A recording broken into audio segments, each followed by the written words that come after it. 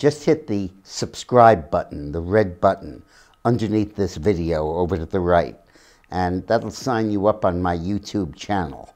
And then you can hit the small bell icon, so a little bell will go off and tell you each time I've started to broadcast a new one. I hope you enjoy it.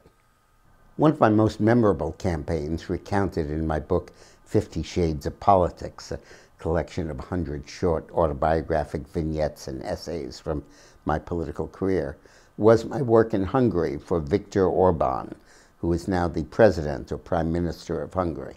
And he's very controversial. The European Union is opposing him, and his counterpart Kuczynski, also my former client in Poland, for their efforts to restrict Muslim immigration.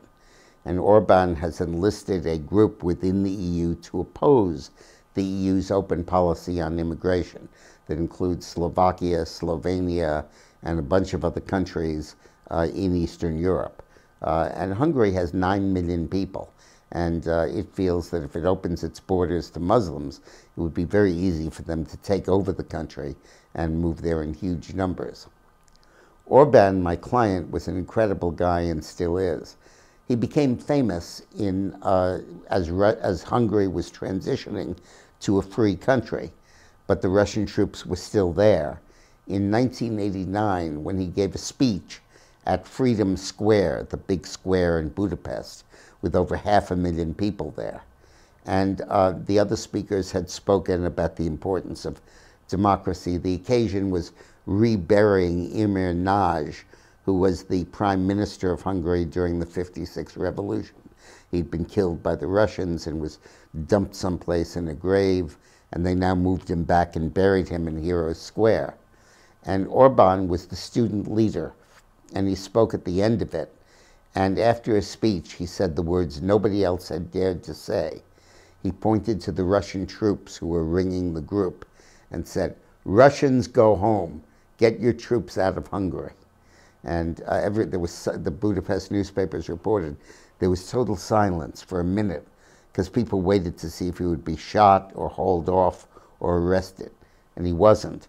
And it was really a breakthrough for freedom in Hungary. But now he was running for prime minister in a very closely fought election against the communists. But the problem is that we had a pollster who was absolutely incompetent, totally inept. I never got a poll briefing out of him. He'd say 2 ahead, 3 ahead, 1 behind, down 1, but no analysis, no backup data, not even any real numbers.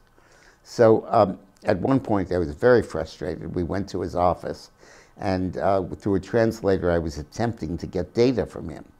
And he gets a phone call, and he's on the phone, and he becomes very interested, intently focusing, and his face brightens. He got very good news. He puts the phone down, and he said something to Orban in Hungarian. And I said, "What's up?" And my friend, the consultant, said in English, "He just received very good news. Orban is going to win the election." I said, "Well, how did he know?" And they said, "A witch told him." I said, "A witch?" He said, "Not a witch. What would be in English? A fortune teller."